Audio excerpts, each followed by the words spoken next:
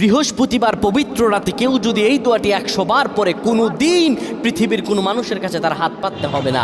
পৃথিবীর সব কিছু তার পায়ের নিচে আল্লাহ হাজির করে দিবেন। দারিদ্রতা থেকে মুক্তি দান করবেন, বিপদ আপদ থেকে মুক্তি দান করবেন, তার সম্মানকে সুউচ্চতা দান করবেন, অসুস্থতা থেকে দূরে রাখবেন। আল্লাহর অশেষ দয়া ও রহম তাকে দান করে দিবেন। সুবহানাল্লাহ। বৃহস্পতিবার রাত এটি গুরুত্বপূর্ণ রাত। এই রাত সপ্তাহে একদিন আসে। আরবিতে রাত আগে আসে, দিন পরে আসে। সুতরাং বৃহস্পতিবারের যে দিন গিয়ে রাত, এটি বৃহস্পতিবার রাত নয়, এটি শুক্রবারের রাত, এটি জুমাবারের রাত, এটি দোয়া কবুলের রাত, আল্লাহর কাছাকাছি হওয়ার রাত। সুবহানাল্লাহ। এই বৃহস্পতিবার রাত আল্লাহ তাআলা বান্দার দোয়া কবুল করেন। কেউ যদি বৃহস্পতিবার রাতে ঈশা নামাজের পরে পবিত্র হয়ে ইয়া হাইয়ু ইয়া হাইয়ু ইয়া হাইয়ু ইয়া রফিউ ইয়া রফিউ ইয়া রফিউ এই দোয়াগুলো পড়তে পারে 100 বার, আল্লাহ রাব্বুল আলামিন তার